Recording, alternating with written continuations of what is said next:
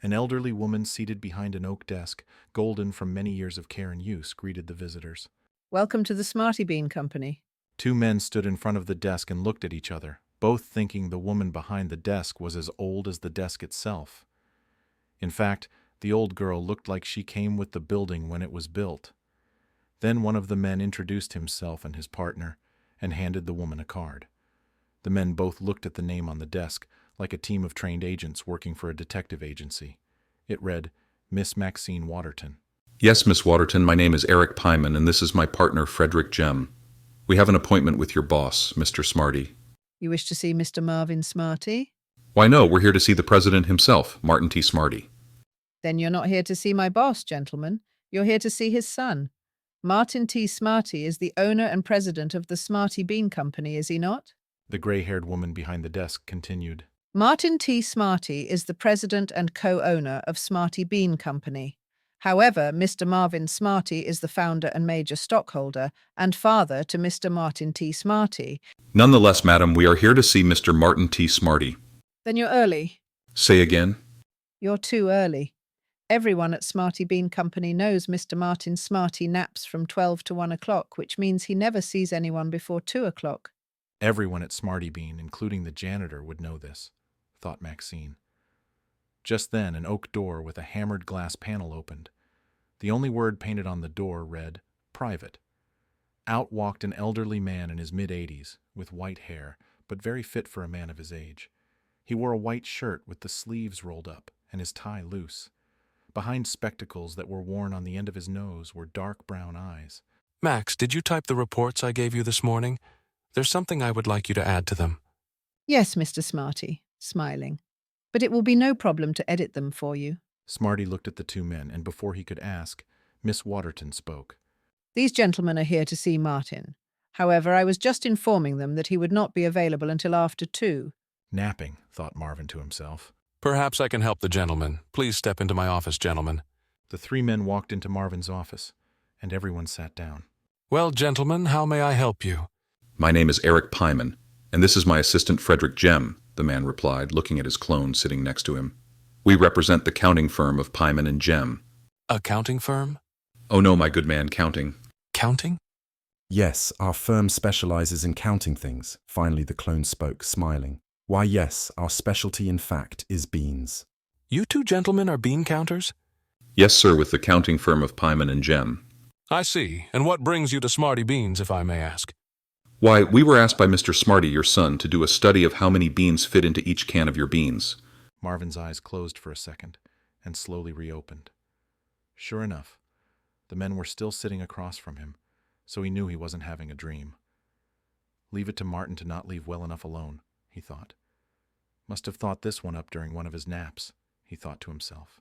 I'm sorry if I'm a bit frank, gentlemen, and I'm sorry if we've wasted your time, but I don't think Smarty Beans will be in need of your services. The two men looked baffled and disappointed. Mr. Smarty paid us to do a preliminary study, the talkative one of the two replied. He did? Why, yes, and we brought with us the findings. Mind you, it's only a preliminary study. Well, since my son paid you for this study, maybe you would like to give me your findings. Better yet, Marvin leaned over to an old intercom with several toggle switches and hit the first switch. Max, would you mind stepping into my office? Before the switch was back into the off position, the door opened and Maxine Waterton entered the room. Yes, Mr. Smarty, Maxine replied with a smile on her face. Please ask Woody Lang, Elmo Tops, and Bernie Miles to assemble in the main conference room immediately. Oh, please join us there if you would, Miss Waterton. Yes, Mr. Smarty. Maxine left the room, gently closing the door. When the door closed, Marvin stood up and asked the men to follow him into the main conference room. The door reopened, and Maxine stuck her head in and started to ask, Would you like me to work? No, I don't think that will be necessary, thank you, Miss Waterton. But you can have Florence Miller join us as well, if you please. Waterton looked puzzled, but never questioned Marvin, and with that, she closed the door. The three men entered the carpeted conference room, which was again made of aged oak and only had a few pictures of the company, from startup to present. Only 2 paintings were on the wall, one of the company's founder and major stockholder, and one of the president and co-owner. The men looked at the pictures of the company and noticed that company employees were in every photo from starting to present. They could see that some faces were missing from the next photo, but many were in all the photos, just older.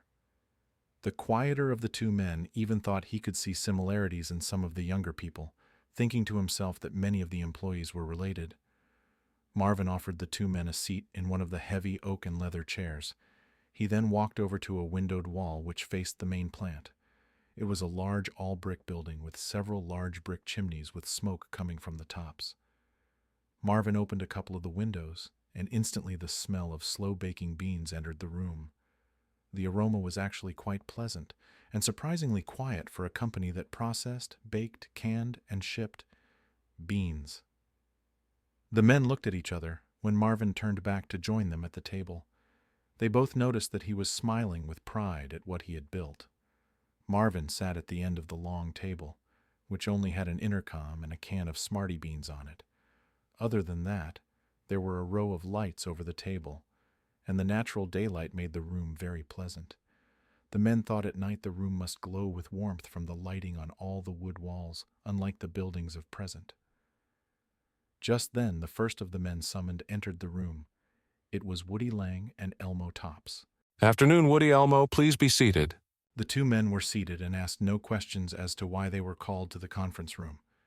Seconds later, the door opened, and Bernie Miles walked in, and he took his place at the table. The men all looked at each other, but none would be introduced until everyone was present. Women's voices could be heard approaching the room. They were in plain conversation and laughing at small talk.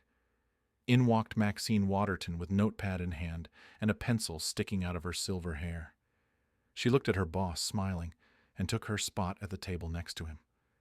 The two men looked at Florence Miller and looked back at each other in question but said nothing. Florence Miller was wearing a plain white apron and a hairnet on her brown and gray head of rolled-up hair. Good afternoon, Flo. How are you today? How's the family?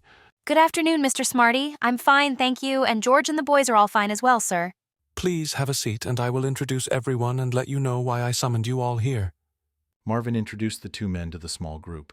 These two gentlemen are from the counting firm of Pyman and Jem. Miss Waterton never looked up when Marvin added. Yes, that is correct. I said counting. Lang, Tops, and Miles all looked at one another and smiled questioningly, but said nothing. Florence Miller didn't know what to think. All right, gentlemen. The men seated across from you are, from left to right, Woody Lang, my chief processor of beans, Elmo Tops, my baking chief and chef, and Bernie Miles, my canning and labeling chief. Seated next to them is Mrs. Florence Miller, our main cafeteria server and mother of three, and of course Miss Waterton, whom you have already met. Our shipping and receiving clerk, Buddy Fisher, will not be sitting in with us for this meeting, gentlemen, as his mother is ill, and he is at home tending to her needs. Such are the responsibilities of the young, Marvin said, smiling. Because of the time restraints, my son, Martin T. Smarty, will not be attending this meeting.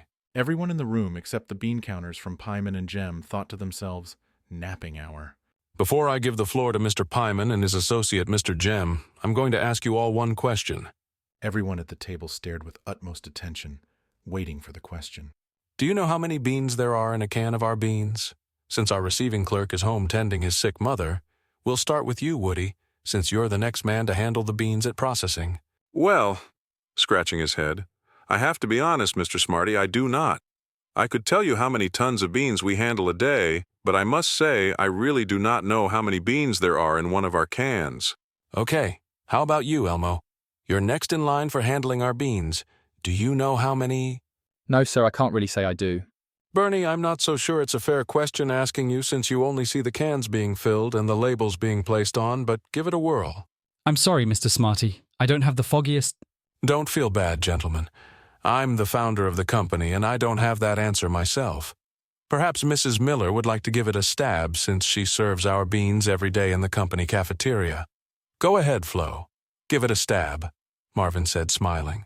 Florence's mouth moved to one side in a pucker, and both her eyebrows went up in deep thought. The two men from Pyman and Jem even thought they saw smoke coming from the top of her head, but figured it was actually coming from the chimneys outside the window. I can't imagine how many there are, she finally replied. Max? Waterton only shook her head no and kept writing. Marvin sat quietly for a few seconds, and then started rolling around the lone can of beans that sat on the table. Well, gentlemen, looking at the two men, I pass the floor over to you. The talkative one of the two opened a large folder and pulled out a small chart, handing it to his quiet counterpart, who held it up for all to see. As you see by the chart, gentlemen, we tested several cases at random which were provided by your son Martin T. Smarty, and opened all the cans and counted every bean in every can. Twice, added the silent partner. And what was your conclusion? Everyone in the room sat on the edge of their chairs. Well, the count always turned up different from can to can. Mind you, this is only a preliminary study. Given more time, say a year or two, and enough cases of beans, we may be able to provide you with a final count as to how many beans you're putting into your cans. Both men seemed finished with their presentation, for they looked at each other, nodded, and then looked back at the others, who just stared for several seconds before even blinking. Florence Miller finally broke the silence by letting out one long, What? Marvin cleared his throat and finally spoke. Do you have this all written down, Miss Waterton? I sure do, every word. He looked at the men sitting in a row and asked, Any questions? All three employees were smiling and just shook their heads no. Well, gentlemen, I thank you for your report. However, I don't think we'll be needing another study. If we do decide to follow up, we will be calling you. But what about Mr. Martin T. Smarty? Replied one of the bean counters. Oh, I'll fill him in on your findings and confer with him. Good day, gentlemen. It's 2:00 and we all have a lot of work to do. Miss Waterton will see you out. As Maxine Waterton walked by, Marvin gently grabbed her arm and whispered something to her, to which she smiled and replied. Yes, of course. Thank you, Max, Marvin said and walked away smiling. Marvin grabbed the door for Mrs. Miller, and the three men followed, all smiling at Marvin as they passed. After the door closed, Marvin could hear all four laughing out loud and repeating what they had just heard, and then started laughing again. Then all of a sudden the laughing stopped, and all four voices could be heard in unison saying, a greeting was passed on to the small group, and then the door to the conference room opened. Hi, Dad. What's up? Did I miss something? Not really, son. I'll fill you in later over a bowl of beans. Marvin placed his arm over his son's shoulder and slowly started to walk back to his office. You know, son, I've been thinking of adding a slogan to our beans and printing it on every can. Wow, Dad. After 65 years, you're going to change something. What's the slogan you're thinking of? How about, it's not how many beans that are in a can of Smarty beans, but how they taste. Wow, Dad, that's great. How did you think that one up? Oh, it just came to me, son. I'm surprised you never thought of it during one of your naps. Yeah, me too, Martin shot back. I'll have advertising get on it right away. Oh, wait, I'm expecting 2 gentlemen from accounting firm to come by. You just missed them. They were in a rush. I believe they said they had another counting study to do elsewhere, but they did give Miss Waterton their final report. You will find it was very helpful and will make a big change on how people look at a can of Smarty beans. Martin ran to the door, eager to read the report Maxine was typing with the changes Marvin had whispered to her at the end of the meeting. He stopped, turned his head, and said to his father, You know, Dad, maybe I can have someone do a study on slogans before we make any changes. Think about it, he said to Marvin while exiting the office, shutting the door so hard it almost broke the glass. Marvin's shoulders dropped a bit, and he seemed to age another year. There's a moral to this story, which is, some things just don't add up to beans, so why count them?